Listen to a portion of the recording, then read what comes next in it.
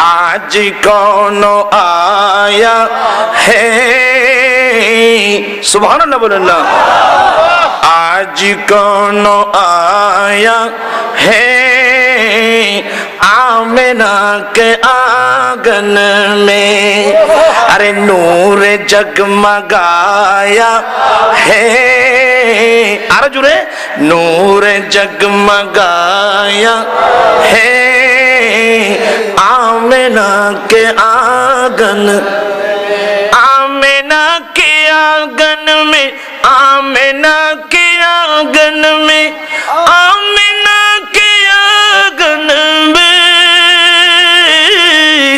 आमिना के आंगन में आज कौन आया है, अर्जुन आज कौन आया है आमिना के आंगन में, आज कौन आया है आमिना के आंगन में, अरे नूर जगमगाया है, अर्जुन नूर जगमगाया है आमिना के आंगन, आमिना के आंगन में, आमिना के आंगन में, आमिना के आंगन में,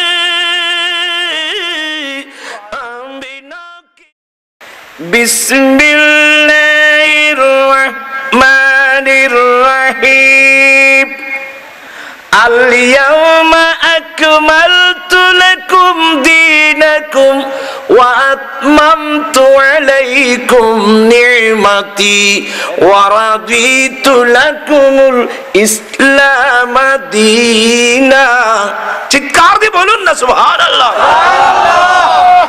এই আয়াত নাযিল হলো রাসূল পাক সাল্লাল্লাহু আলাইহি ওয়াসাল্লাম আরাফাতের ময়দানে 10ম হিজরিতে অবস্থান করছিলেন, ওকুফ আরাফা করছিলেন। 1,14,000 সাহাবায়ে কেরামের উপস্থিতিতে মহান রব্বুল আলামিন এই আয়াত নাযিল করলেন। অর্থ কি?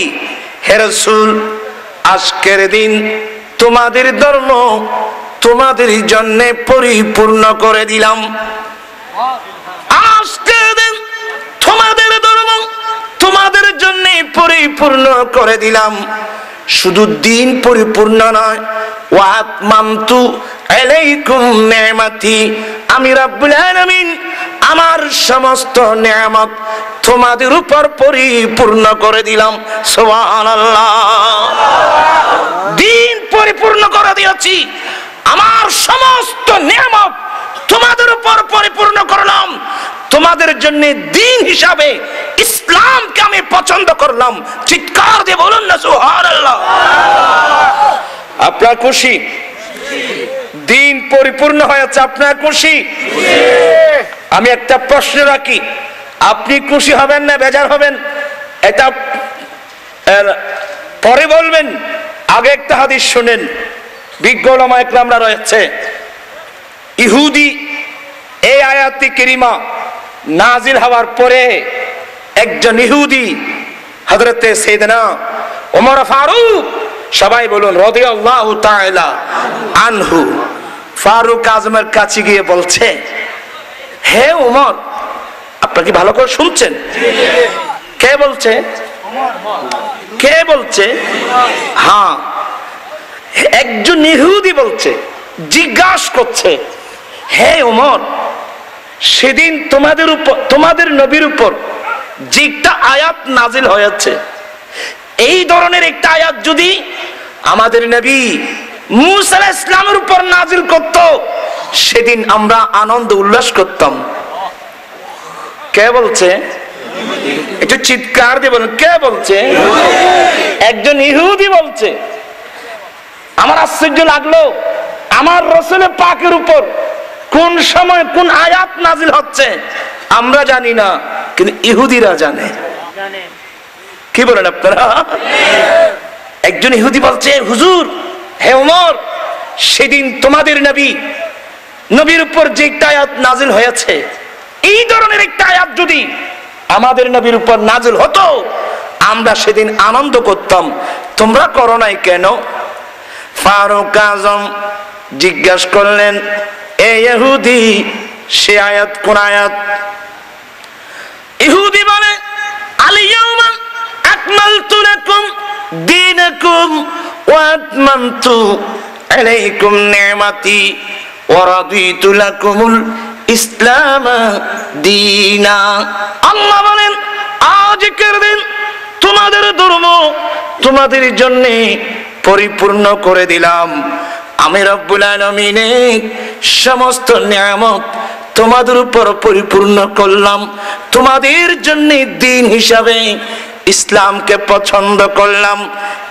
এই আয়াত ফারুক আজম বলে, এ ইহুদি, যেদিন এই আয়াত কারীমা নাজিল হয়েছে, সেদিন আমরা মুসলমানের দুটো ঈদ ছিল। সুবহানাল্লাহ। সেদিন আমরা মুসলমানের কয়টা ঈদ ছিল? চিৎকার দিন, কয়টা ঈদ? আমি কি কাহিনী বলছি না হাদিস বলছি? তো মেশকাত করলেন, মাদ্রাসার ছাত্র মেশকাতটা করলেন, মিশকাতের মধ্যে রওয়ায়াত পাবেন। ফারুক আজম বলেন, যেদিন এই আয়াত কারীমা নাযিল হয়েছে, সেদিন আমরা মুসলমানের দুটো ঈদ ছিল। ইহুদি হতভম্ব হয়ে গেল, দুটো ঈদ ছিল? কি কি? ফারুক আজম বলে, এই ইহুদি, যেদিন এই আয়াত কারীমা নাযিল হয়েছে, সেদিন ছিল ইয়াউমুল জুমআ। সেদিন ছিল ইয়াউমুল জুমআ, জুমার দিন। আমরা মুসলমানের জন্য ঈদের দিন। এক নম্বর, সেদিন ছিল জুমার দিন। জুমার দিন মুসলমানের জন্য ঈদের দিন। এক। দ্বিতীয় নম্বর, সেদিন ছিল ইয়াউমুল আরাফা, আরাফা দিবস। সারা বিশ্বের মুসলমান ওই জিলহজ মাসে আরাফাতের ময়দানে, জিলহজ মাসের 9 তারিখ যে ওকুফ আরফা করছিলেন, আরফাতের দিন অথবা আরাফা দিবস বিশ্বের মুসলমানের জন্য ঈদের দিন। আমি বলছি না, ফারুক আজম বলছেন। একটু চিৎকার দিয়ে বললে, কে বলছেন? আর কে বলছেন? জুমার দিন আমাদের জন্য, সবাই বলেন, জুমার দিন আমাদের জন্য, আরফা দিবস মুসলমানের জন্য। আর জুমার দিন মুসলমানের জন্য ঈদের দিন, আরফাতের দিন, আরফা দিবস মুসলমানের জন্য ঈদের দিন। এটা স্পষ্ট হাদিস কিনা বলেন? আচ্ছা, জুমার দিন ঈদের দিন কেন বলতে পারবেন কেউ? মাদ্রাসার ছাত্ররা তোমরা নোট করো, জুমার দিন ইয়ামুল জুমা কে নাম রাখলো? কেন নাম রাখলো? কোথায় রাখা হলো? কি কারণে রাখা হলো? আল্লামা ইমাম সুহাইলি তার বিখ্যাত কিতাব আর-রাউদুল আনফ, মাদ্রাসার ছাত্ররা নোট করো, কি বললাম? আর-রাউদুল আনফ। আর-রাউদুল আনফ নামক কিতাবে ইমামে সুহাইলি জুমাকে জুমা কেন নাম রাখা হলো এই ঘটনা বর্ণনা দিচ্ছেন। আমার রাসূল পাক সাল্লাল্লাহু আলাইহি ওয়াসাল্লামের বড় দাদা, যার নাম কাব ইবনে লুয়াই, শুনছেন তো ভালো করে? সবাই ভালো করে শুনছেন? আমার নবীর দাদার দাদা, যার নাম কাব ইবনে লুয়াই, উনি একদিন তার বাড়িতে মাহফিল আয়োজন করলেন। কুরাইশ বংশের মানুষ সহ সবাইকে দাওয়াত দিলেন ওনার বাড়িতে। সবাই উপস্থিত, উনি দাঁড়িয়ে গেলেন, এই মক্কাবাসী, এ কুরাইশ বংশের মানুষ, আজকে আপনারা সবাইকে আমার বাড়িতে কেন আহ্বান করলাম জানেন? আজ আপনাদেরকে আমি কয়েকটা সংবাদ দেব। প্রথম নম্বর সংবাদ হলো যে আখিরি নবীর আগমনের কথা যুগে যুগে কালে কালে আম্বিয়া একরাম প্রচার করে গেছেন, সংবাদ দিয়ে গেছেন। আমি কাব ইবনে লুয়াই আপনাদেরকে সংবাদ দিচ্ছি, ওই রাসূল অল্প সময়ের মধ্যে দুনিয়ার মধ্যে আসতেছে।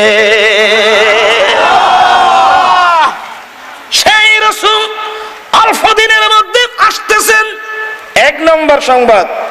দ্বিতীয় নম্বর, ওই নবী আমার বংশ দিয়ে আসবেন।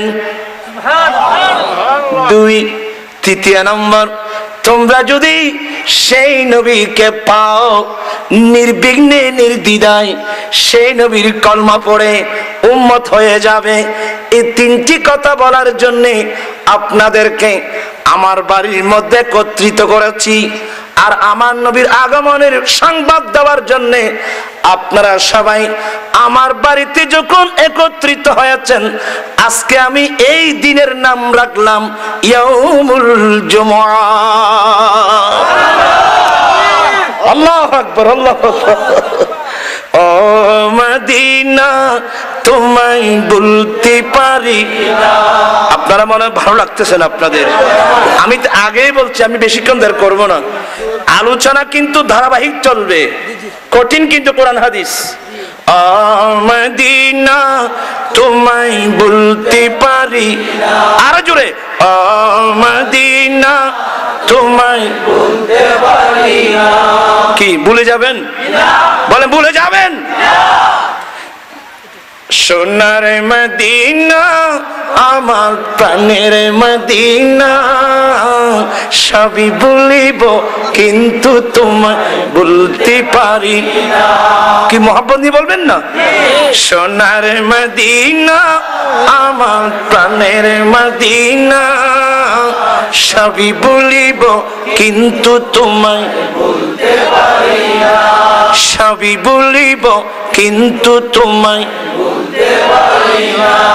বলিনি ভুলব না বলতে পারি না, বলিনি ভুলব না বলতে পারি না, সবই বলিব কিন্তু তোমায় বলতে পারি না। আরেকটি মহব্বত নিয়ে পড়তে পারবেন না? আরেকটু, সোনার মদিনা আমার প্রাণের মদিনা, সবই বলিব কিন্তু তোমায় বলতে পারি না। সবই বলিব কিন্তু তোমায় বলতে পারি না। ইয়াসরম নামে তুমি ছিলে অলক্ষণের দেশ, বড়ই মারাত্মক যে ছিল তোমার পরিবেশ। ইয়াসরম নামে তুমি ছিলে অলক্ষণের দেশ, বড়ই মারাত্মক যে ছিল তোমার পরিবেশ। আরে নবীর ছোঁয়া পেয়ে তুমি সোনার মদিনা, নবীর ছোঁয়া পেয়ে তুমি সোনার মদিনা, সবই বলিব কিন্তু তোমায় বলতে পারি না। ওই বুড়া বুড়া মুরব্বিরা পড়তেছে, ছেলেরা কিন্তু পড়তেছে না। ইয়ং যারা, আপনার ইয়ং হলে আওয়াজ ইয়ং হতে হবে না, মোহাব্বত দিয়ে বলুন, সোনার মদিনা আমার প্রাণের মদিনা, সবই বলিব কিন্তু তোমায় বলতে পারি না। সবই বলিব কিন্তু তোমায় বলতে পারি না। আর সমওয়ালার চেয়ে বড় তুমি হও, খোদার সৃষ্টিতে তুমি শ্রেষ্ঠ ভূমি হও। আর সমওয়ালার চেয়ে বড় তুমি হও, খোদার সৃষ্টিতে তুমি শ্রেষ্ঠ ভূমি হও। আর তোমার বুকে শুয়ে আছেন শাহে মদিনা, তোমার বুকে শুয়ে আছেন শাহে মদিনা, সবই বলিব কিন্তু তোমায় বলতে পারি না। সবই বলিব কিন্তু তোমায় বলতে পারি না।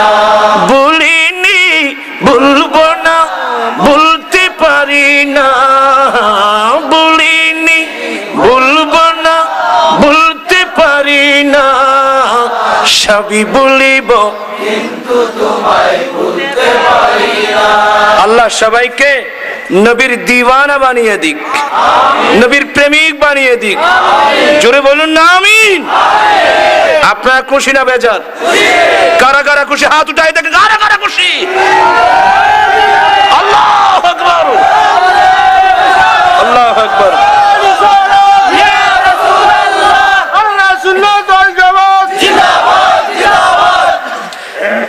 আপনারা খুশি না বেজার?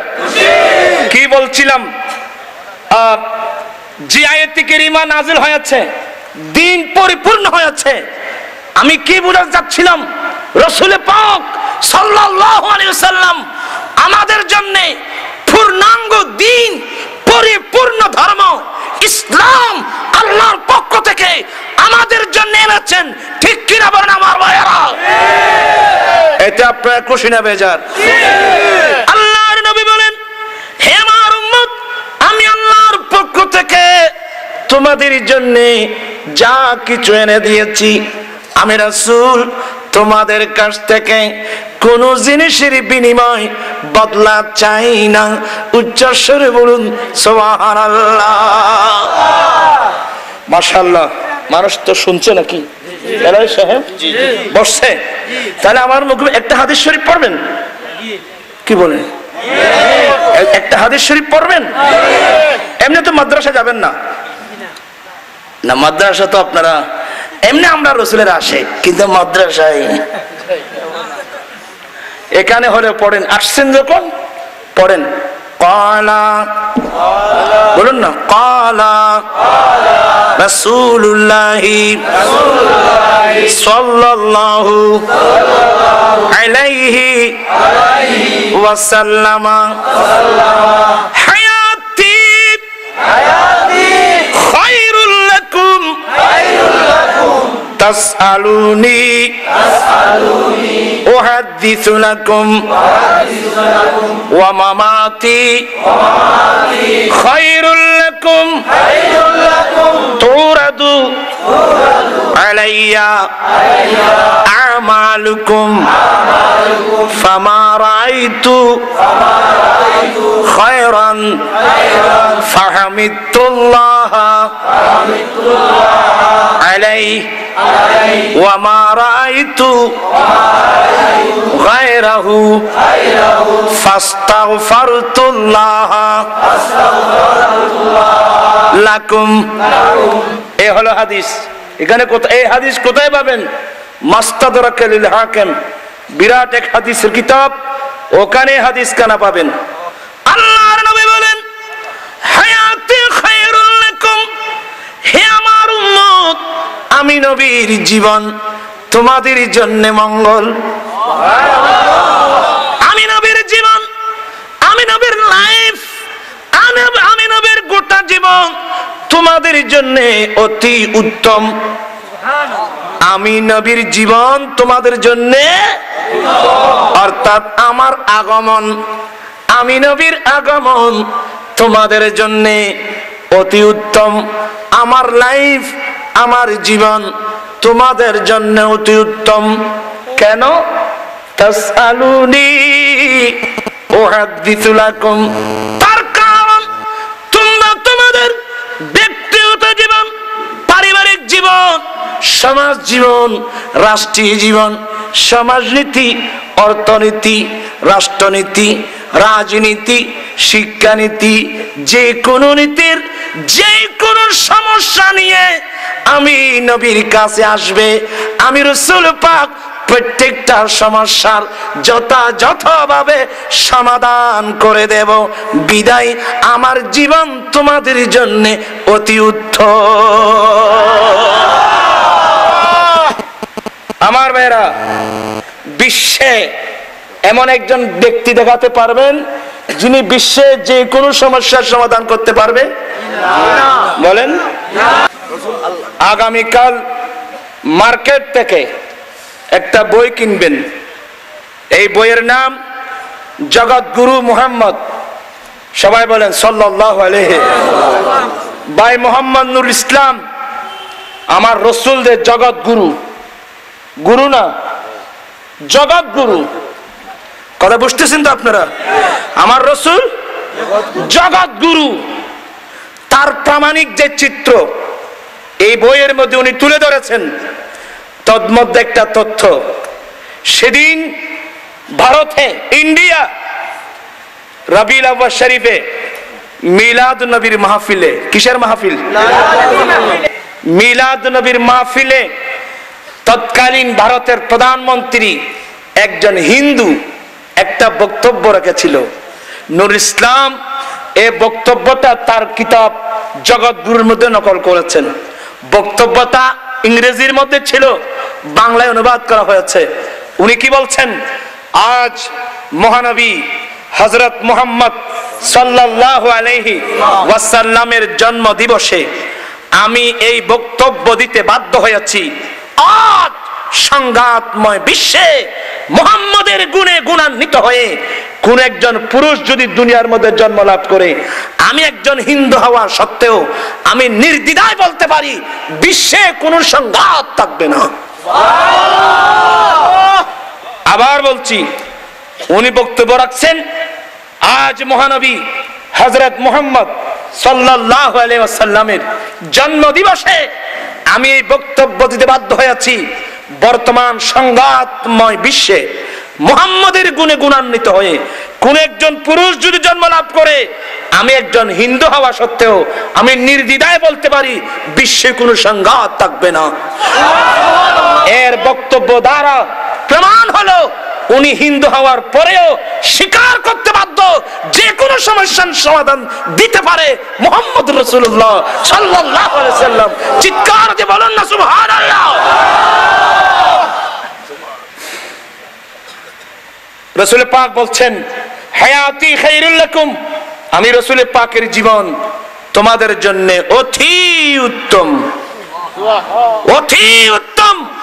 আরে রাসূল পাক না আসলে আমরা জীবনও পেতাম না। রাসূল পাক না আসলে আমরা তো জীবনও পেতাম না। আমি আপনাদেরকে এক কথা জানতে চাচ্ছি, আজকে আমাদের বাংলাদেশ থেকে আরম্ভ করে বিশ্বের মুসলমানের এই দুরবস্থা কেন? অবস্থা ভালো না দুরবস্থা? চিৎকার দিয়ে বলুন, ভালো অবস্থা না দুরবস্থা? কেন? এখানে প্রায় দেখছি স্কুলের ছাত্র, কলেজের ছাত্র, ইউনিভার্সিটির ছাত্র, আপনারা স্কুল কলেজে গিয়ে সমাজ বিজ্ঞান পড়ছেন, রাষ্ট্রবিজ্ঞান পড়তেছেন, ঠিক কিনা? কেউ পড়াচ্ছে, আমরা পড়ছি। বিজ্ঞান মানে কি উন্নতি না অবনতি? কি এগুলো কিছু বুঝে না মনে হয়। বিজ্ঞান মানে কি উন্নতি না অবনতি? তা আপনাদের সমাজ বিজ্ঞান রাষ্ট্রবিজ্ঞান পড়ছেন, সমাজ তো উন্নতির দিকে যাওয়া উচিত ছিল, কিন্তু অবনতির দিকে যাচ্ছে কেন? কি বলবেন আপনারা? রাগ করতেছেন, আমি দেখতেছি আপনারা রাগ করতেছেন। এখন দেশ সমাজ কি উন্নতির দিকে না অবনতির দিকে? তো বিজ্ঞান মানে কি অবনতি নাকি? তাহলে বোঝা গেল বিজ্ঞানের মধ্যে ভুল আছে, আপনাদের বিজ্ঞানের মধ্যে ভুল আছে। আমার ভাইরা, এক সময় তো পৃথিবীর উন্নতি হয়েছিল, এক সময় যারা ডাকাতি করত ওরা আল্লাহর ওলি হয়েছে, ঠিক কিনা বলেন? এক সময় যারা কি ছিল? ডাকাত ছিল, সন্ত্রাসী ছিল, ওরা আল্লাহর কি হয়েছে? নজর যখন পড়েছে, সে তো গিয়েছে অন্য উদ্দেশ্য নিয়ে, তকদির ভালো ছিল। রাসূল পাকের গোলামি যখন নসিব হয়েছে, তার এত বিরাট পরিবর্তন হলো। সে তো আগে সারা বেফার করত। ফারুক আজম ঈমান আনার পরে কোন সারাবি ফারুক আজম নাম শুনলে অনেক দূর দিয়ে পালাতো। কুফর কি পল মে তারি কিয়া চট গয়ী, কুফর কি পল মে তারি কিয়া চট গয়ী, জিস গড়ি নূর হক বেনকাব আ গয়া। জোরে বলুন না সুবহানাল্লাহ। ওটা ছিল বিজ্ঞান, ওটা ছিল কি? বিজ্ঞান। সুবহানাল্লাহ বলেন, আল্লাহু আকবার কবীরা। আজকে ওই সমাজ কোথায় গেল? আমি একটা কথা প্রায় মাহফিলে বলি, হয়তো আপনারা শুনে থাকতে পারেন, আমাদের দেশে একটা কথা আছে, অভাবে মানুষের স্বভাব নষ্ট। আপনাদের এখানে বলেন নাকি আপনারা ভাইজান? আমার ভাইজান বলছেন, আমরা সবাই বলি অভাবে মানুষের স্বভাব নষ্ট। কিন্তু ভাইজান, কিসের অভাবে স্বভাব নষ্ট, এই ব্যাখ্যা তো আমরা কোনোদিন করি নাই। আমরা স্বাভাবিকভাবে বুঝতাম যার টাকার অভাব, যার পয়সার অভাব, টাকা পয়সার অভাবে মানুষের স্বভাব কি হয়, নষ্ট হয়। আসলে আমাদের এই ধারণাটা ভুল। বলেন, আমাদের এই ধারণাটা কি ভুল? কেন ভুল হুজুর? আচ্ছা বলেন, আমাদের দেশের কোন মন্ত্রী গরিব মিসকিনের টিনটুন চুরি করছেনি? কি বলেন? বিস্কিটের টুন চুরি করছেনি? তা আপনি বলেন, ওনার কি কোনো অভাব আছে? ওনার কাছে কোন টাকার অভাব আছে? পয়সার অভাব আছে?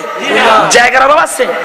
বাংলাদেশের একজন মন্ত্রী, হাই লেভেলের মন্ত্রী, টাকার অভাব নাই, পয়সার অভাব নাই, জায়গার অভাব নাই, এরপরেও স্বভাব কেন নষ্ট হলো? গরিবের টিন কেন চুরি করলো? কি আপনারা কি মনে কষ্ট নিচ্ছেন? সারা বিবাহ করতে পারো, আমি রাসূল পাকের গোলাম বলে যাচ্ছি, আল্লাহ আপনাকে 100 শহীদের সওয়াব দান করবেন। প্রশ্ন করতে পারেন, হুজুর আপনি কোত্থেকে বললেন? আমার নবী হাদিসে বলছেন, মান তামাসসাকা বিসুন্নতি ইনদা ফাসাদ উম্মতি ফালাহু আজরু মিয়াত শহীদ।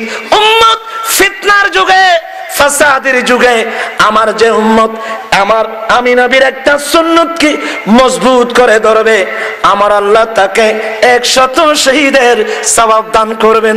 সুবহানাল্লাহ। 1 নম্বর পুরস্কার, আপনি 100 শহীদের সওয়াব পাবেন।